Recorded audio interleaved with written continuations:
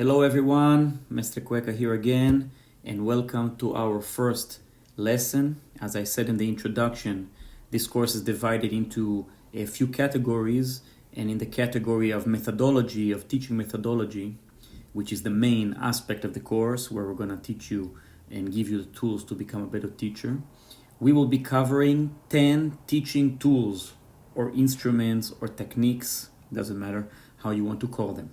These 10 tools, they are universal, they work everywhere around the world, and they're non-specific for capoeira or for martial arts. You can use these with your children, you can use this in the office, you can use it in relationships. These are 10 tools for effective communication. Yes, the foundation for these tools comes from the Israeli Defense Forces method of teaching, the army teaching, but we have modified over the last 25 years and made a lot of improvements and made it more specific for our capoeira. Okay, so out of these 10 teaching tools, the first 3 are the most important. They are actually not tools, they are filters. It means that before you do anything in your class, before you say anything or do anything or show anything, you will ask yourself if it passes these 3 filters. And of course, out of the 3 filters, the first filter is the most important, and this is going to be the safety filter. Now, online, we will be talking mostly theoretical, giving a lot of stories, a lot of examples, but we are preparing the ground for the practice in the live course. So that way, when we meet online, you guys already heard all the theory, and then we can really get into trying and experimenting and seeing how this works in practice. Okay, so this part is very, very important, but it involves mostly listening and you guys imagining in your minds different scenarios and asking yourself different kinds of questions and opening your mind to different kinds of possibilities. So a lot of the things I'm going to say, they might seem a little bit trivial or clear, and you could say to yourself, of course, I know this, or I do this. But you have to be careful because our minds, they have a way of tricking us. Our mind already knows what it knows, and it doesn't know what it doesn't know. And the last thing our minds want is to change. So many times when we hear new information, our mind quickly puts this information in some box that already exists, and we say, okay, I know this, I do this. But I want you to challenge yourself and listen to the information and repeat it and really ask yourself and check yourself and have the courage to really go a little bit deeper and see if really the things I'm saying are so simple and so clear, and if really in practice you already do them, or maybe there is some place for improvement. Now, I like to talk a lot about the combination lock metaphor. When we acquire knowledge, in our brain, there is all like these combination locks, this lock that you have to turn to one side and find one number, then turn back to the other side, find another number, these old combination locks. And these combination locks, you have to get a sequence of 5 or 6 numbers in the correct order, and then pop, it pops open. So what I'm saying, when you go to these courses, when you read a book, when you're trying to acquire new information, sometimes you already have 3 or 4 numbers already dialed in. And all you really need is one more number, one more idea, one more concept, and suddenly, pluck, the lock will jump open and you will have this breakthrough that you're looking for, okay? So even if some of the things I'm saying are a little bit simple, a little bit clear, bear with me, and I'm sure it's going to be worth your while. This presentation is a movie, but the idea is that you can also use it as a podcast. You can put it in your pocket and just listen to the audio. And we know that repetition is the mother of all skills. Sometimes by listening 2 or 3 times, we hear things from different angles. So capoeira is the only martial art where men compete with women, adults with children, advanced with beginners, and there are no weight categories. It's played on the floor with no protective equipment and no specific rules. It's time to talk about safety. On the surface, capoeira might seem to many people as the safest martial art. First of all, there is no contact. Second of all, there's a lot of dance elements. Everybody is happy, smiling, clapping, singing. So it really seems very, very safe. But is capoeira really safe? we have to ask ourselves. It's curious that in professional fighting, for example, there aren't many career-ending injuries. You see these UFC fighters going into the octagon for 5 rounds, trying to kill each other. Of course, they get some cuts and bruises, sometimes something a little bit more serious, but rarely is there a career-ending injury where the person cannot continue after a recovery to compete.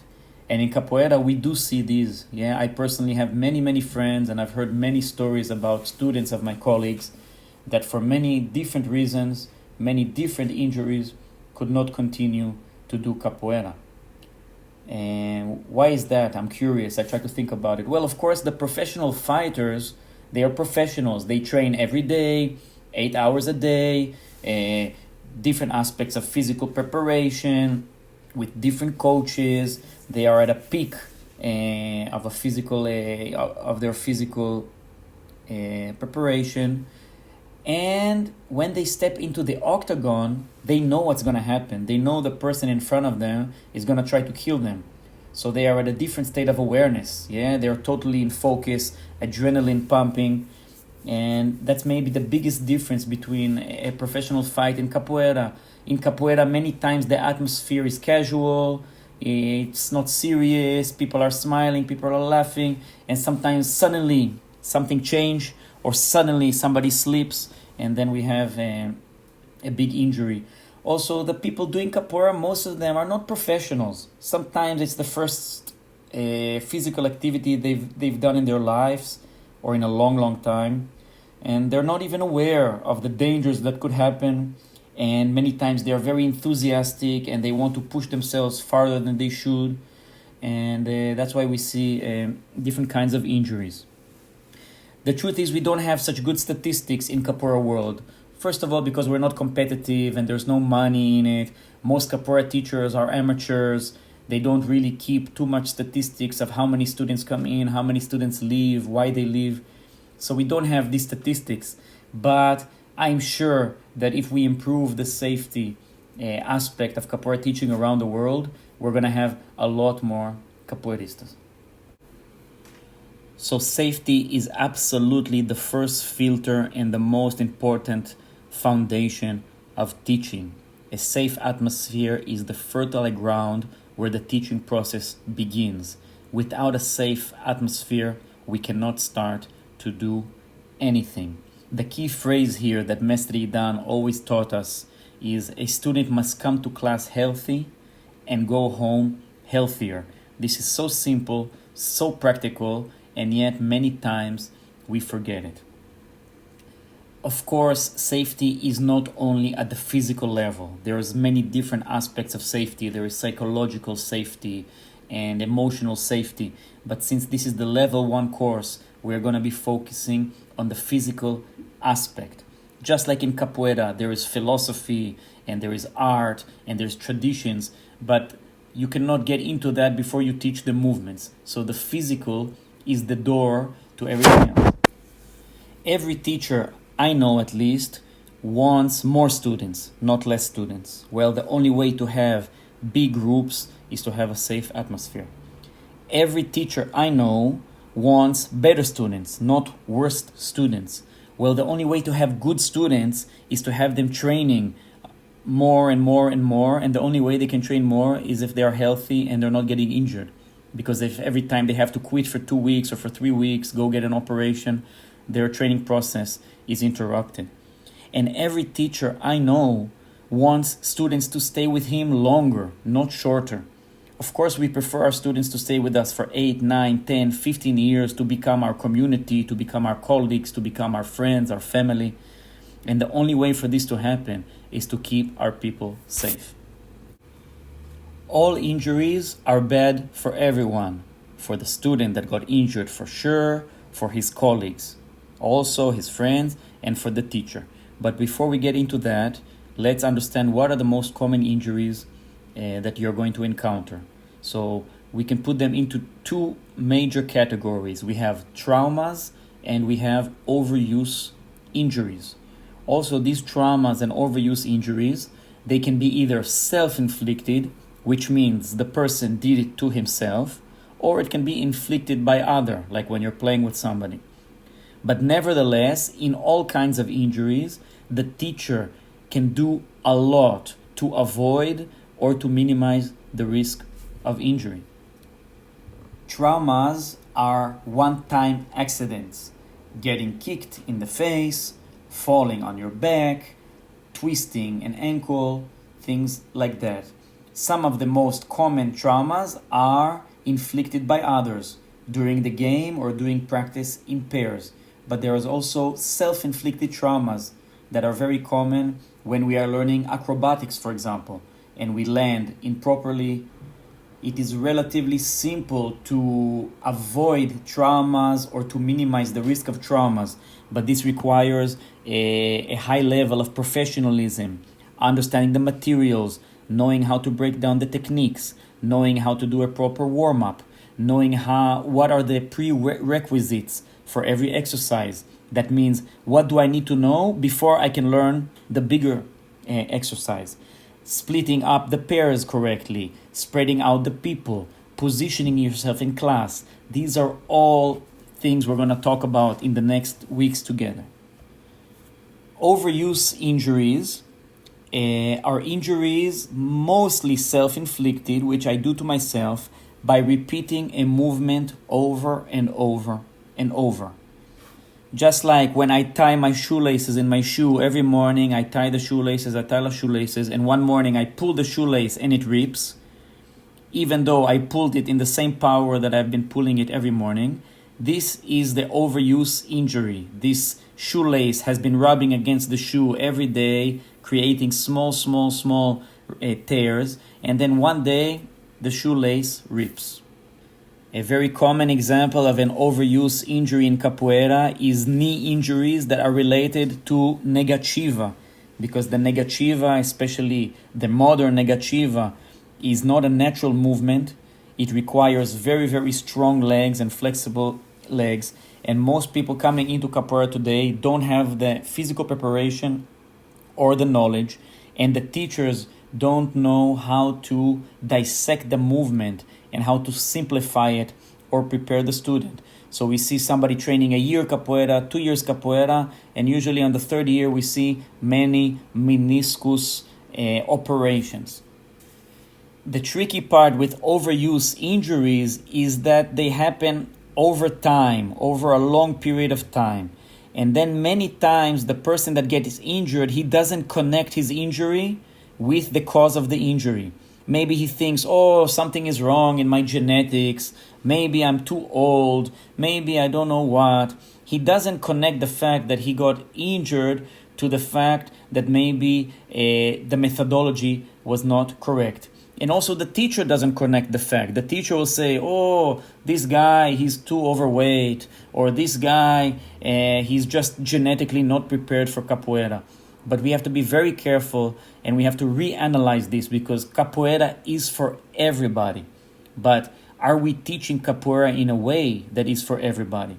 And there is a way to do negativa if you're 50. There is a way to do negativa if you're overweight. There is a way to do negativa if you have knee injuries from before training capoeira. There is a way, and it's our job as teachers to know the way and to show the way. A student that gets injured, and it can be even a minor injury, it doesn't have to be something severe, just pains and aches, even just a class that's too intensive or there is no cool down.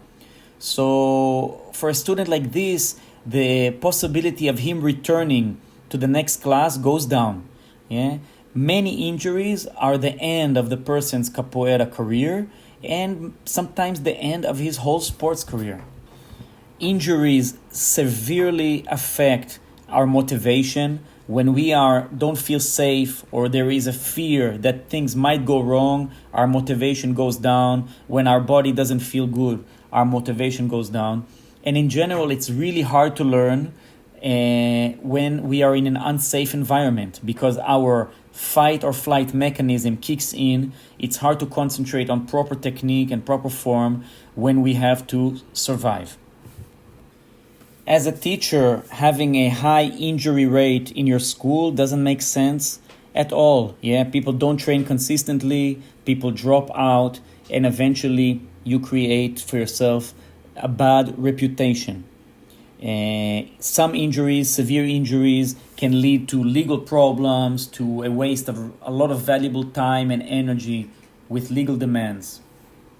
And of course, there is the philosophical aspect here of integrity, that if I'm a teacher, I come to this world to do something positive. And like I said before, our mantra, the student must come to class healthy and must go home healthier. So if I'm injuring students, or if my students are getting injured, what is the point? What am I doing here?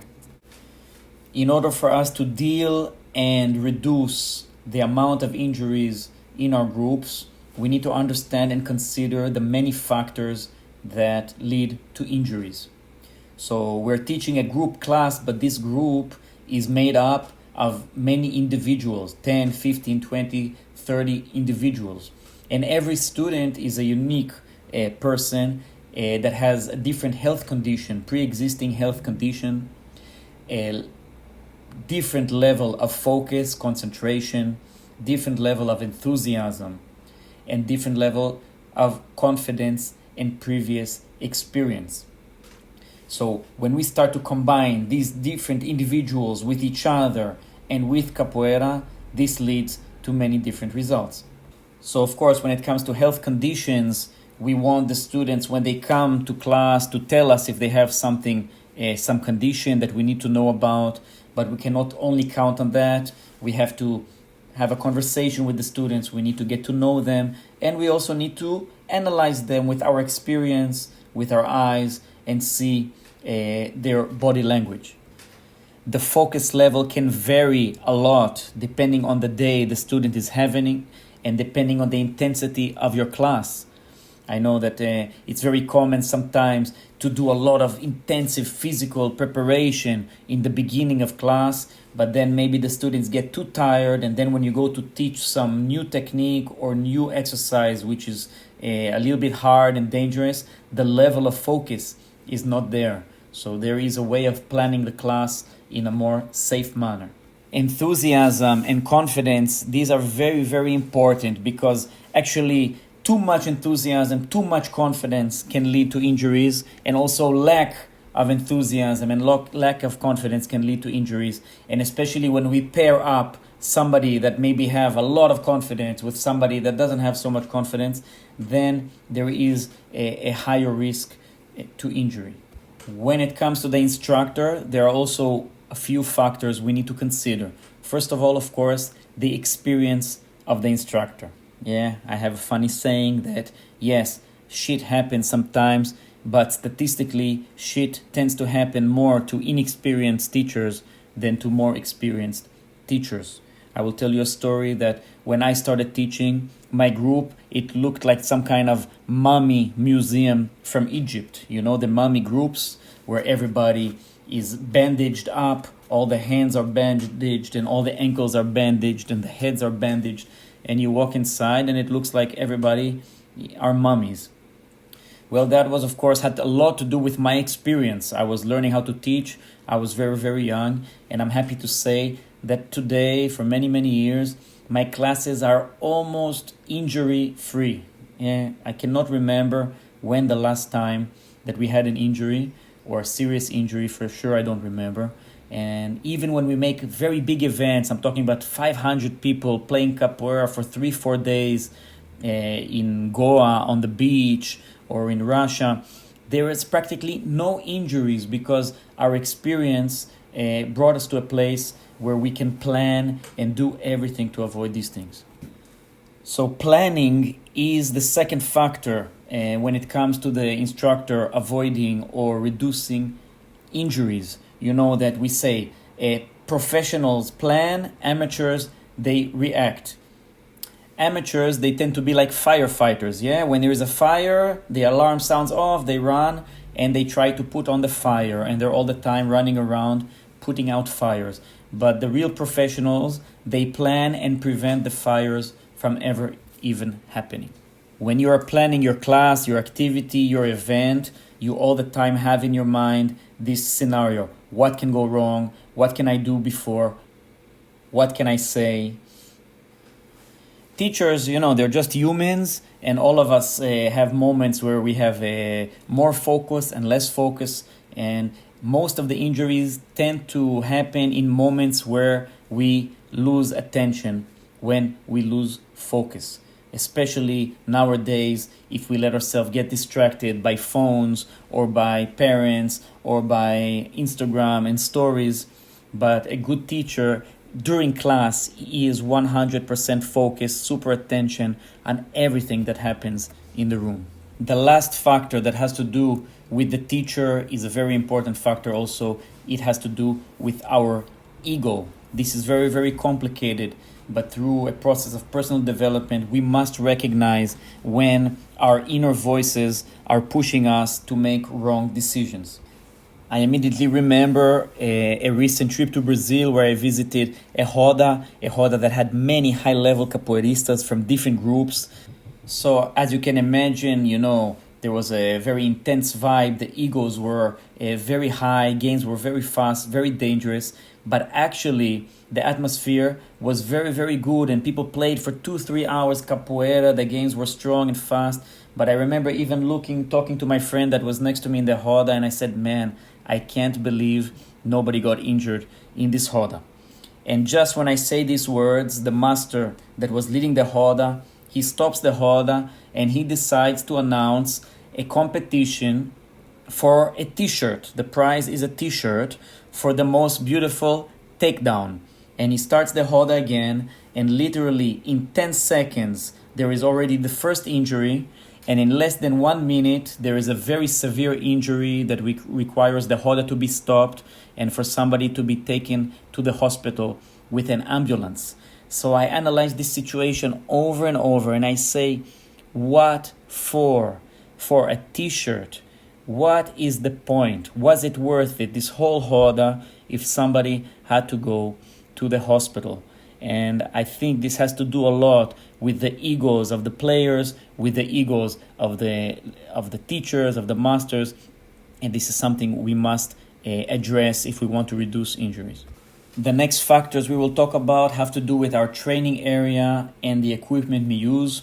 Both of these can affect the safety in class, the size of the room, the kind of flooring, the lighting, the humidity, the ventilation, how the equipment is organized, if we teach the people how to properly use this equipment, the quality of the equipment. So all of these is something we need to analyze and think about. Now, I'm not saying you need to have the perfect academy or the perfect studio. The perfect does not exist. You have to be aware of what you have and to be able to do the safest and the best with what you have. In the level 3 instructor course, where we help team leaders build their groups, we talk about surrounding factors that have to do with safety. Because you can have 20 people playing capoeira for 1 hour and 5 get injured, or you can have 500 people playing capoeira for 5 days and nobody gets injured. And many times the culture of the community, the relationships and the general atmosphere makes a very big difference. Yeah, if you have a friendly atmosphere in your group and people genuinely like each other, they take care of each other.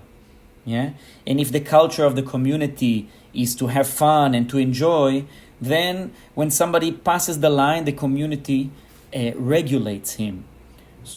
All the great teachers I've met in my life had the ability to do these two things.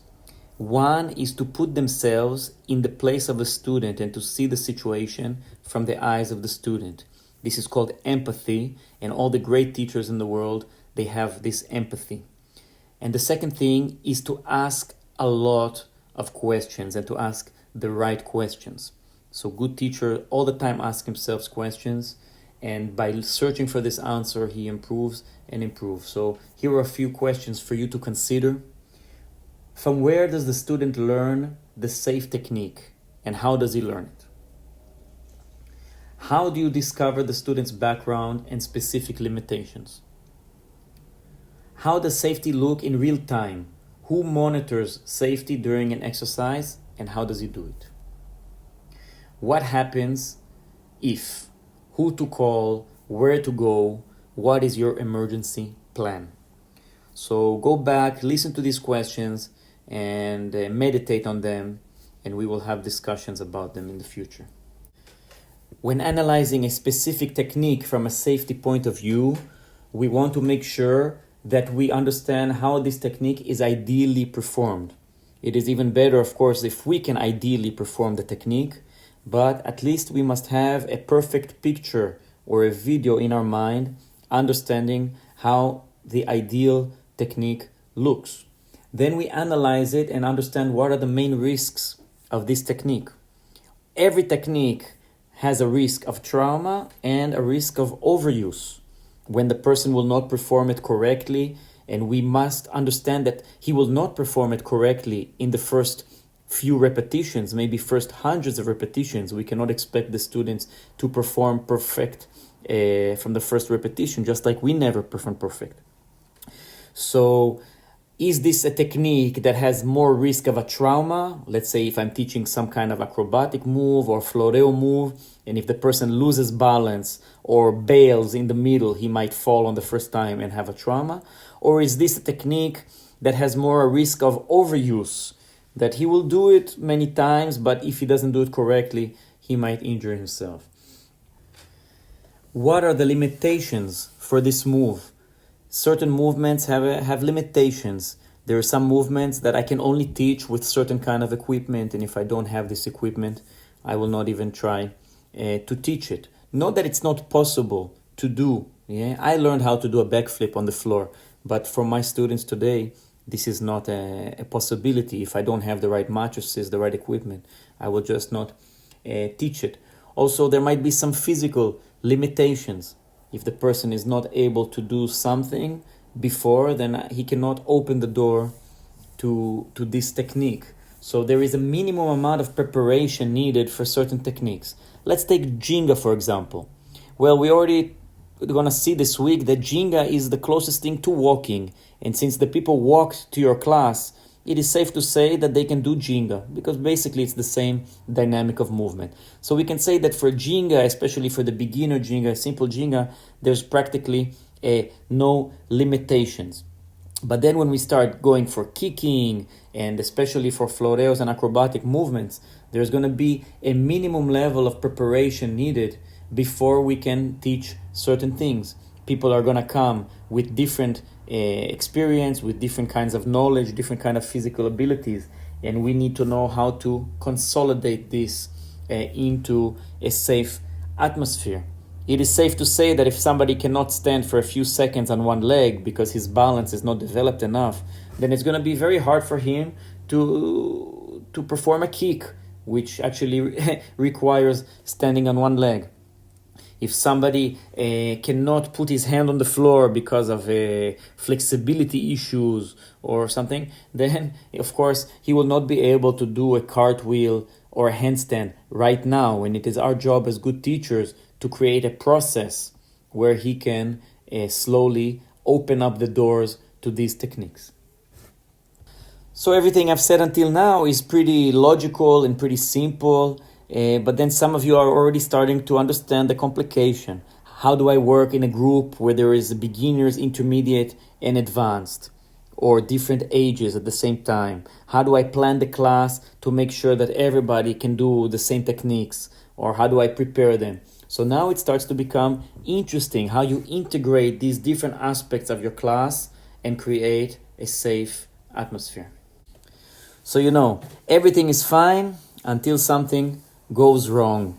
In the army, they have a saying that all safety instructions were written in blood. First the accident happens, then somebody makes up the rule, where we cannot afford this.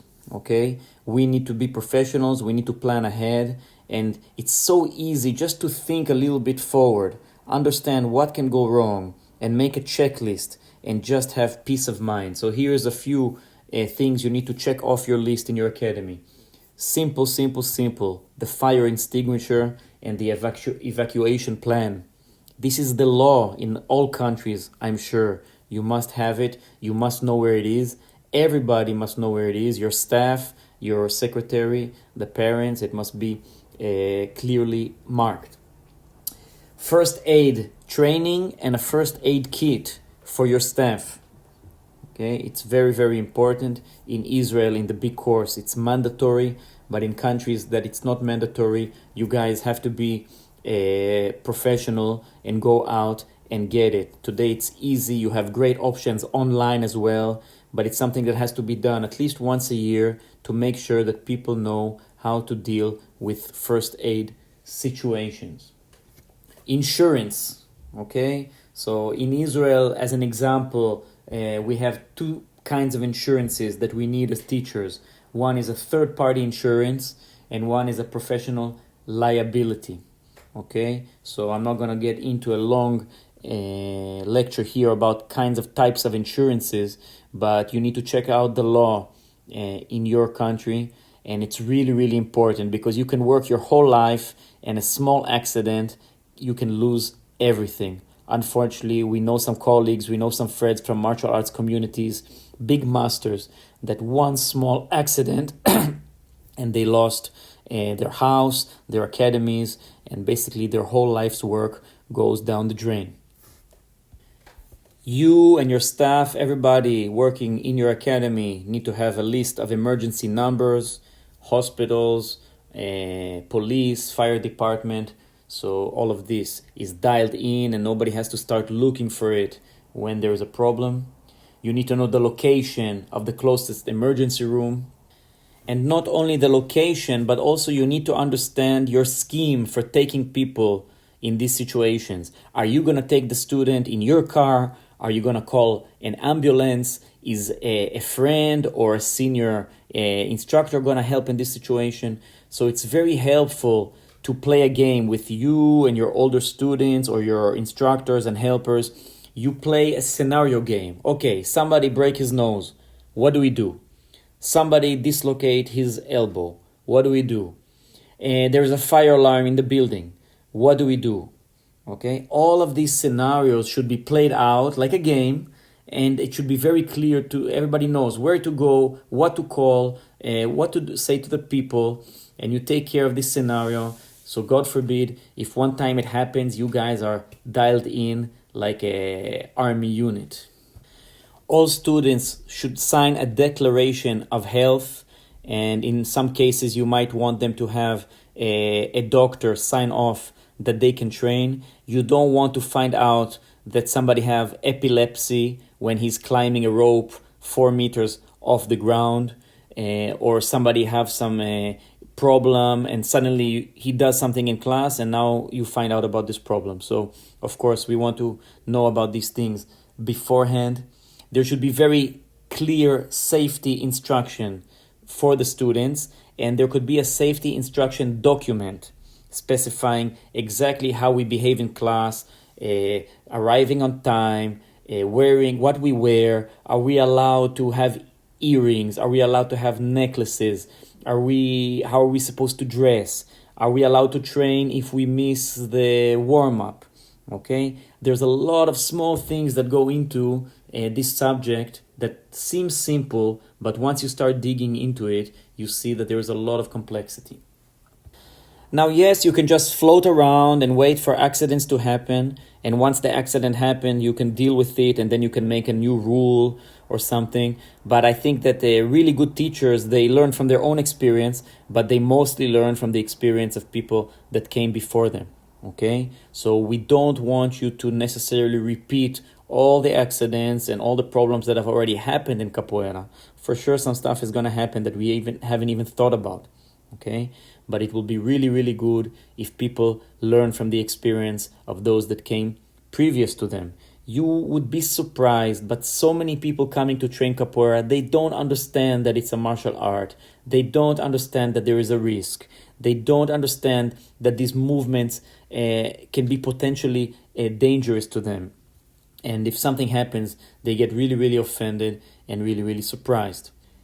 As they should. They're coming into our world. We are the masters of this capoeira universe, and they trust us 100% to take care of them. I want you to consider specific safety instructions for different scenarios you're going to have in your group. The point of this exercise is to develop this mind like a movie producer. A movie producer, he thinks of everything that might go wrong on the day of shooting, and he has always many plans and many ways to take care of the situation. So, for example, a hoda. Yeah, think about everything that can go wrong during a hoda and how you solve it before. What is going to be the speed of playing, the intensity, the competitive level? How are people going to enter? What is the acceptable level of aggression? Many things to think about this scenario. What about training outside, going to the street or going to the park? What are the things we need to take into consideration? Do you have mixed groups? Yeah. Are you training men and women together, beginner and advanced together, heavier people, lighter people, children, teenagers, adults? These are all things you need to think about. What about a kicking class? Let's say now I'm going to have a class that's going to have a lot of kicking. What are the things I need to take care of? Is there enough space? What is the rhythm that's comfortable for everyone? Is there any specific warm-up needed? How am I going to divide the people in the room? Where am I going to place myself? Let's talk about a takedown class where we're teaching takedowns. Do you teach how to fall safely? That's a big point we're going to talk about. How do we avoid falling on each other? Can everyone train with everyone? Or maybe I need to put advanced with advanced and advanced with beginners. Or maybe I need to put the heavier people together and the lighter people together. Or maybe I have really good advanced that know how to teach the beginners. So first round, they teach the beginners lightly, and then second round, they train with each other and kill each other. And of course, the classic for safety is the acrobatics class. When I'm going to teach acrobatics, what is the equipment? Do I know how to spot? To spot is how to hold the person. For every exercise, it's different. Does my insurance cover acrobatics classes?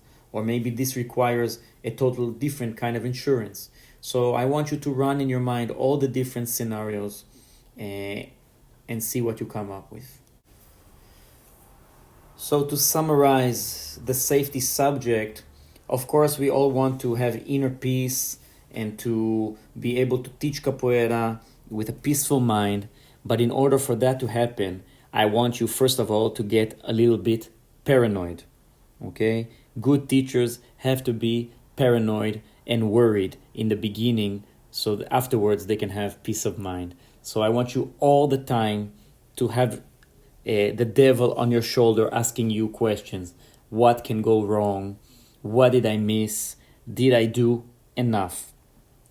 And remember, anything we do before something happens is worth 1,000 times more than anything we say after. Okay? Yes, of course, if somebody gets injured, we can go and visit him in the hospital and we can send him flowers and we can show him that we care. But anything we could have done before that happened is worth 1,000 times more. Yes, some groups can have gather money and do some kind of a lottery in order to help somebody fix all his teeth after they got kicked out of the mouth. Okay? But anything they could have done before that is worth 1,000 times more. I want you to go over this presentation a few more times.